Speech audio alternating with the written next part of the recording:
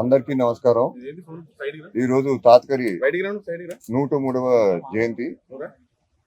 చాలా సంవత్సరాల తర్వాత దాదాపు నేను వచ్చేవాడిని 9:30కి 10కి వచ్చేవాడిని. మీడియా వారు ఎవరు లేరప్పుడు 2 సార్లు వచ్చాను. దాదాపు 15-16 సంవత్సరాల తర్వాత వస్తున్నాను. మరి సో చాలా సంతోషంగా ఉంది. చాలా తర్వాత నేను ఇక్కడికి వస్తున్నాను. తాత్కరి ఘాట్కి చాలా సంతోషంగా ఉంది.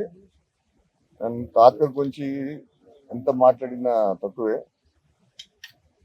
ఆయన నిమ్మకూరులో పుట్టి మెడ్రాస్కి వచ్చి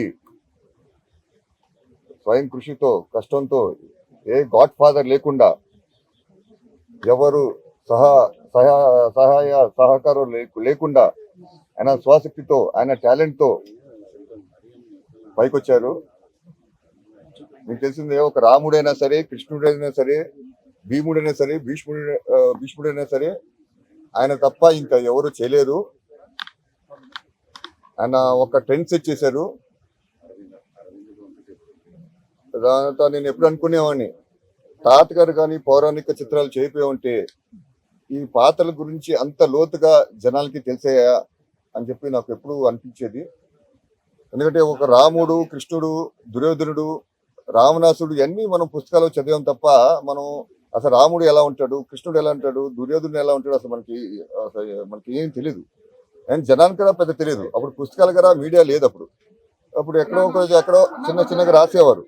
అలాంటిది తాతగారు ఆ సినిమాలు చేయటం, ఏ పనైనా సరే చాలా డెడికేషన్తో, హార్డ్ వర్క్తో చేసేవారు. 6 o'clockకి షూటింగ్కి రమ్మంటే ఆయన 5:30 కల్లా మేకప్తో రెడీ అయి కూర్చునేవారు. ఆయన ప్రొడ్యూసర్ల యాక్టర్. ఆయన ప్రొడ్యూసర్లు నష్టపోకూడదు. వాళ్ళకి పాపం వాళ్ళు ఎంతో కష్టపడి వాళ్ళ పొలాలు, ఆస్తులు అమ్ముకుని సినిమాలు తీస్తున్నారు. సో వాళ్ళకి న్యాయం చేయాలి. ఏదో డబ్బులు ఇస్తున్నారు, మన పారితోషికం ఇస్తున్నారు అని చెప్పి ఆయన స్థాయికి వచ్చిన తర్వాత ప్రజలకి ఏదో చేయాలి. వాళ్ళు పాపం పేదరికంలో ఉన్నారు. నేను ఈరోజు ఈ స్థానంలో ఉన్నానంటే వాళ్ళ కొడుకులు కానివ్వండి, మనోళ్ళు కానివ్వండి ఈ స్థానంలో ఉన్నారంటే అది ప్రజల వల్లే. సో వాళ్ళకి ఏదో చేయాలి అని తపన బాగా అప్పుడు వచ్చింది. సో ఏం చేయాలంటే అప్పుడు మామూలుగా అయితే డొనేషన్స్ ఇవన్నీ చేస్తారు. సో డొనేషన్స్ చేస్తే అందరికీ చేరదు. ఎన్నో కోట్ల మంది అభిమానులు ఉన్నారు. సో వాళ్ళకి కూడా ఏదో చేయాలని చెప్పి ఏం చేయాలనుకున్నా అంటే ఆలోచిస్తే పార్టీ పెడదాం,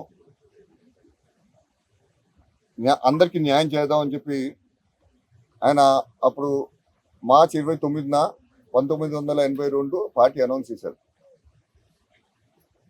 ఆయన పార్టీ వచ్చిన తర్వాత మీరు చూసుకుంటే ఆయన చాలా 9 నెలలు చాలా రాత్రనక పగలనక తేడా లేకుండా నేను చూస్తే అప్పుడు మా బాబాయ్ పెళ్లికి రాకపోతే నేను ఆశ్చర్యపోయాను. ఏంటి తాతలు మా బాబాయ్ పెళ్లికి రాలేదేంటబ్బా అని ఆశ్చర్యపోయాను. తర్వాత మా నాన్నగారు జయకృష్ణ గారు చెప్పారు, లేదు తాతగారు చాలా పట్టుదల మనిషి, ఏమైనా చేయాలనుకుంటే జనం కోసం వెళ్ళిపోతారు, తిరిగి రారు. ఆయన డెడికేషన్ మనిషి. మళ్ళీ కొడుకు కోసం ఆయన ఒక యాత్రలాగా వెళ్ళిపోయారు. సో మళ్ళీ తిరిగి కొడుకు పెళ్లి కోసం అనేది ఆయన రారు. సో అందుకోసం ఆయన రాలేదు తప్ప ఏ కొడుకు మీద ఇదిగో కాదు. సో ఆయన ఒక స్టార్ట్ చేస్తే ఇంకా వెళ్ళిపోతారు, ముందు సాగుతారు, తిరిగి వెనక చూడడు. సో అలాంటి వ్యక్తి మా తాతగారు.